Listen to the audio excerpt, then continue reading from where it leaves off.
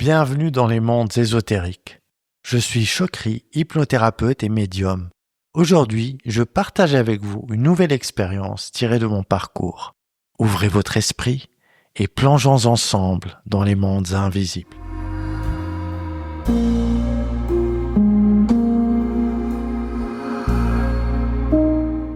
Bonjour et bienvenue à tous dans le tout premier épisode des mondes ésotériques.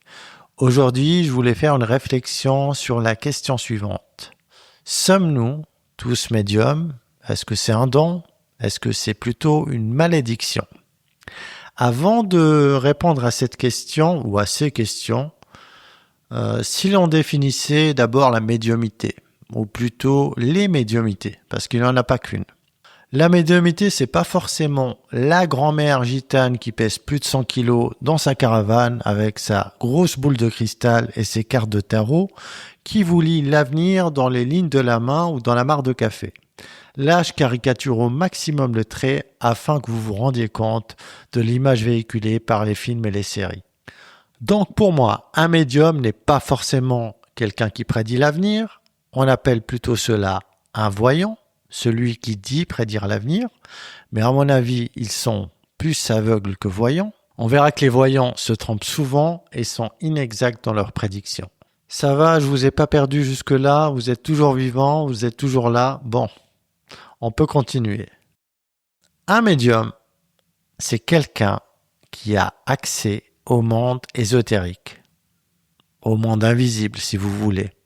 Il peut s'agir de quelqu'un qui voit les fantômes ou d'une personne qui entend les âmes, ce qui est aussi mon cas et je développerai ça dans ce podcast plus tard, par la suite. Il peut aussi s'agir d'une personne qui a accès à certaines informations venant du passé.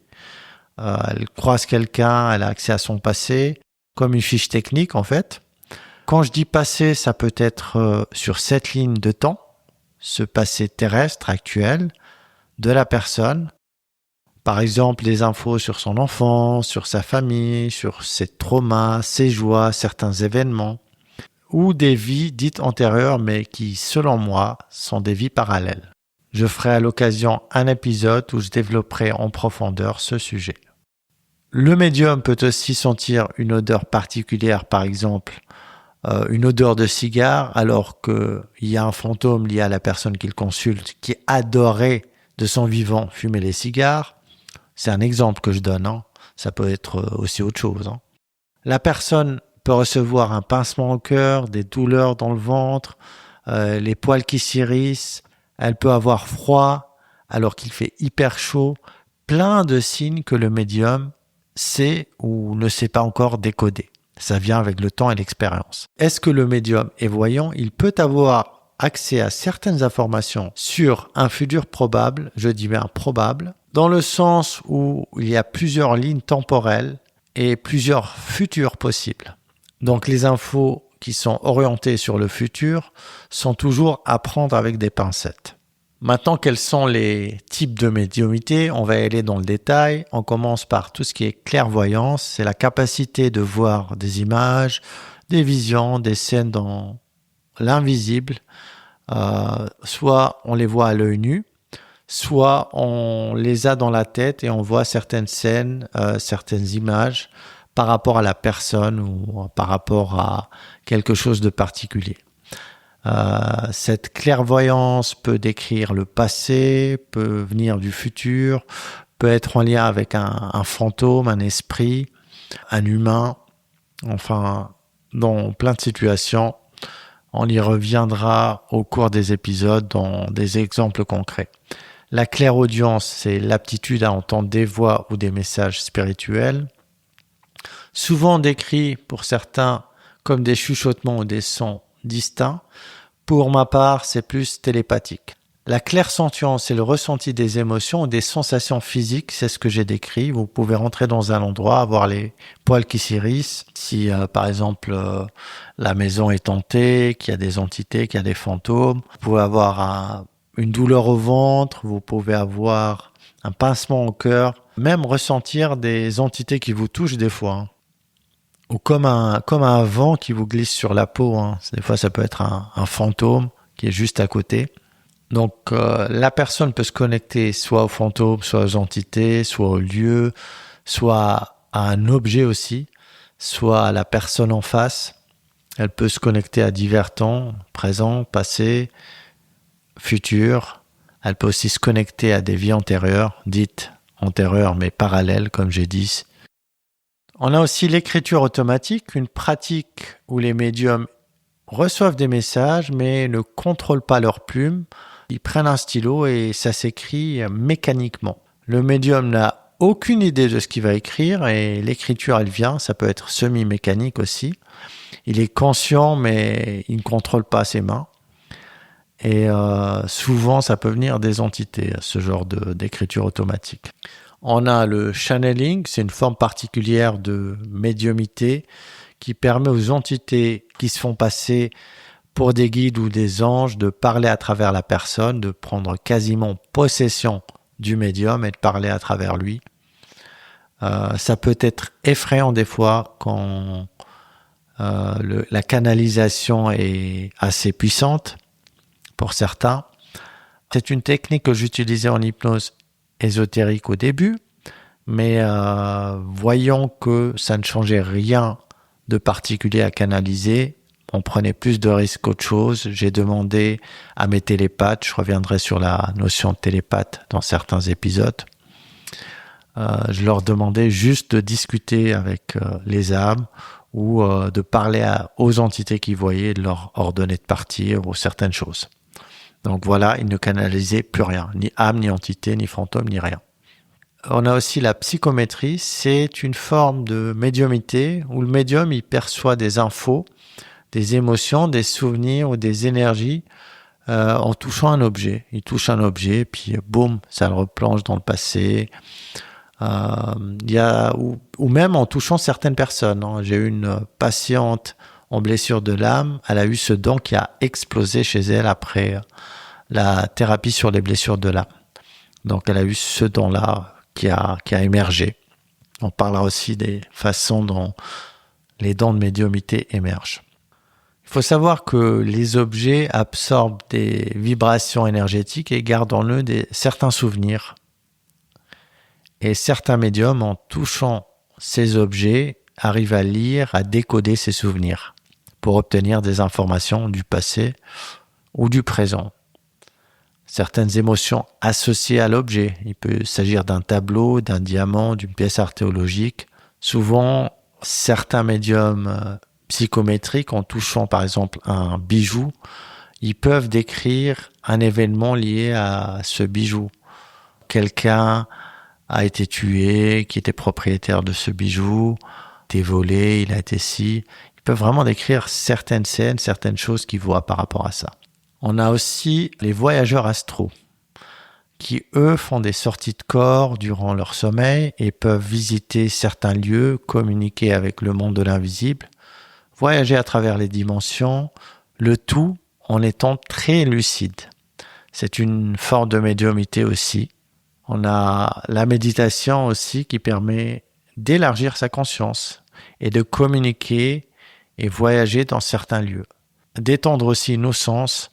L'hypnose ésotérique, je la classerai aussi dans ce registre-là, à part que l'hypnose ésotérique est guidée par un hypnotiseur.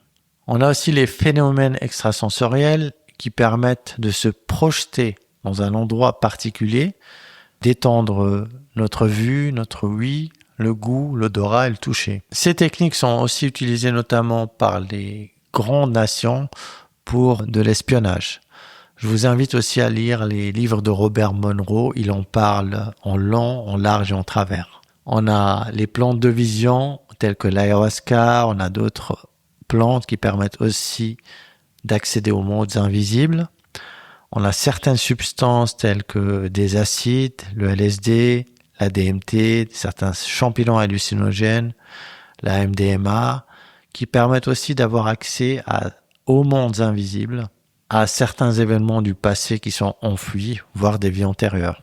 On a aussi les rêves prémonitoires qui permettent d'avoir accès à des infos, des événements du futur ou des informations présentes qui sont cachées. Les personnes en fin de vie sont souvent entre deux mondes et ont accès aux défunts de leur famille qui les ont précédés. On a les animaux qui peuvent voir des entités ou des fantômes, et ça on le remarque chez les chiens ou les chats.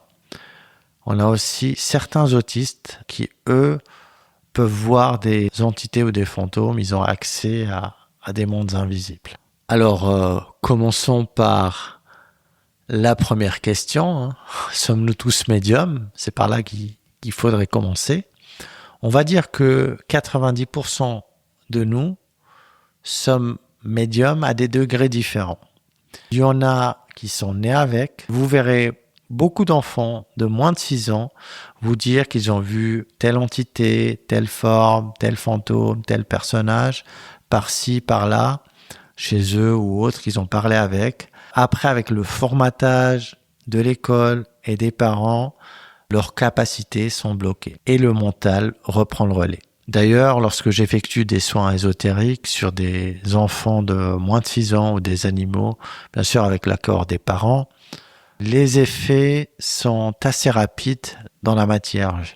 Souvent, au bout de 2-3 semaines, on voit les effets dans la matière. On a aussi les enfants qui ont grandi sans TV ni écran, ce qui est rare, qui ont accès à certaines capacités de médiumnité. Ça, je l'ai pas mal remarqué.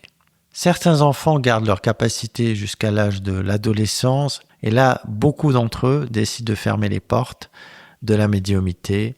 Rares sont ceux qui acceptent leur capacité et en tirent profit jusqu'à l'âge adulte. Après, chez beaucoup de personnes, leur médiumnité réapparaît lors d'un choc émotionnel. Décès, séparation, un divorce, un accident, un licenciement, une trahison, un échec dans leur vie, une infidélité, une injustice, peu importe le choc, ce qui remet en question leur ego et ce qui remet aussi en question toutes leurs croyances, l'être qu'ils croyaient être.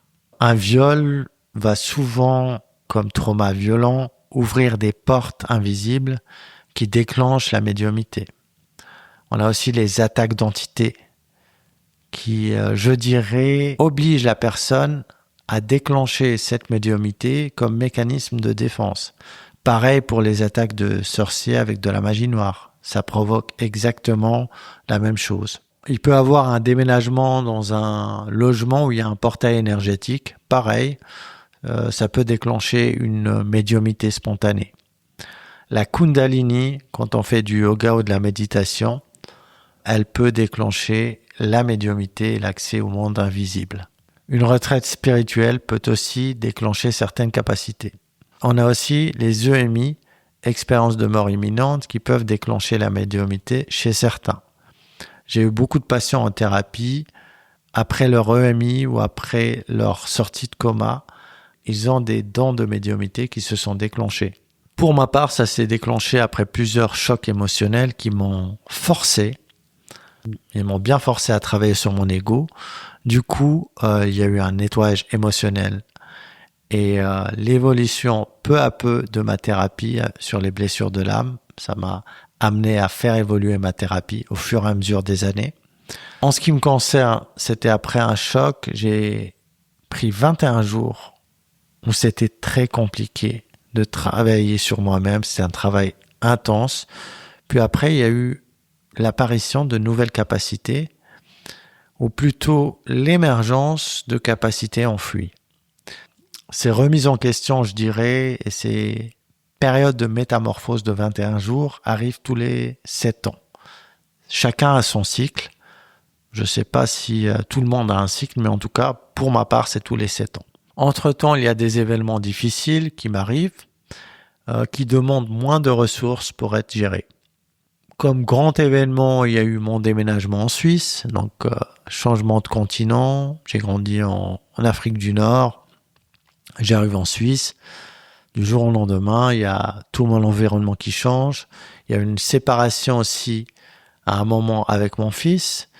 En même temps, j'ai eu un handicap physique qui m'a empêché de marcher normalement. J'ai eu le décès de mon père, un divorce, un déménagement en même temps, une perte d'emploi, le tout en même temps, la même année.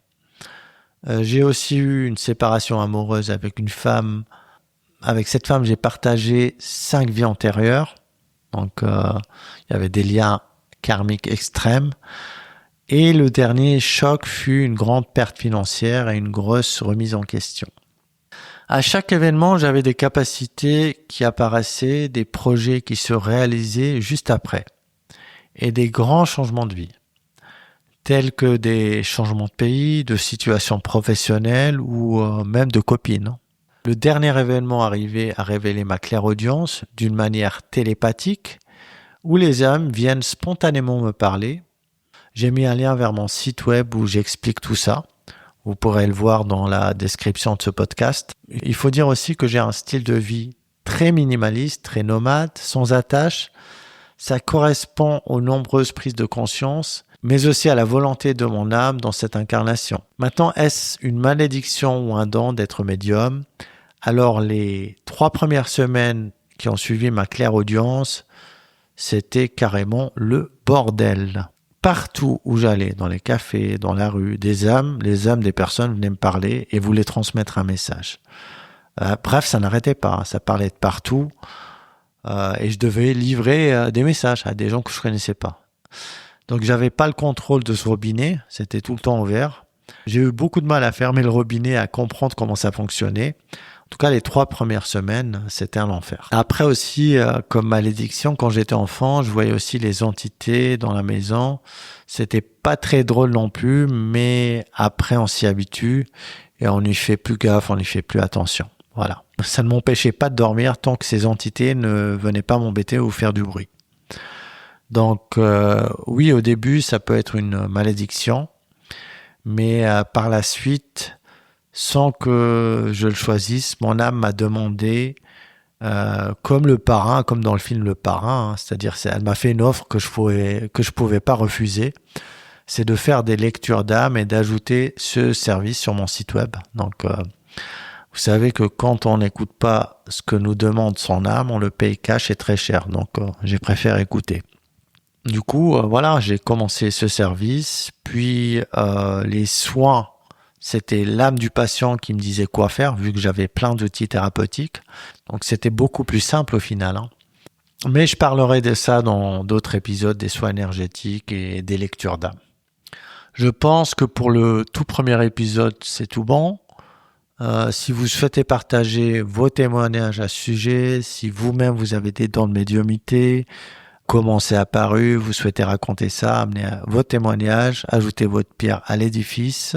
J'ai mis un lien pour les témoignages sur ce podcast. Vous arrivez directement sur mon site et un formulaire de contact et ça arrive dans ma boîte mail. Je pourrai développer mon avis sur certaines histoires et peut-être apporter plus d'éclaircissement. Avant de conclure, j'ai reçu beaucoup de patients pour ma thérapie des blessures de l'âme et souvent pendant la thérapie, ils ont des capacités enfouies qui émergent à la surface pendant ou après la thérapie. En lecture d'âme, beaucoup de personnes que je reçois ont eux aussi des capacités, mais ils sont souvent parasités par des entités, des fantômes ou de la magie noire.